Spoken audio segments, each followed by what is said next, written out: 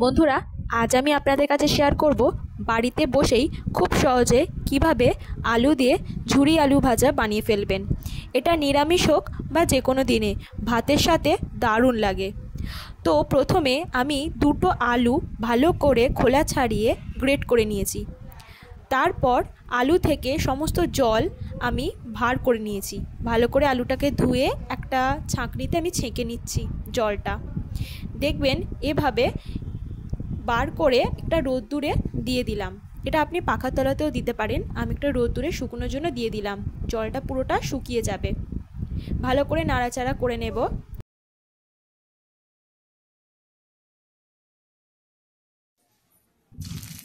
এবার জলটা শুকনো হয়ে গেছে। একটা কড়াইতে তেল গরম করে তাতে আমরা আলু ভাজাগুলো আস্তে আস্তে দিয়ে দিলাম। আলু ভাজাগুলো মুচমুচে হয়েছে, দারুণ খেতে হয়েছে। মাঝে আমি একটু ক্যারি পাতাও দিয়ে দিয়েছিলাম। দেখতে পাচ্ছেন আলু ভাজাগুলো দারুণভাবে ভাজা হয়েছে।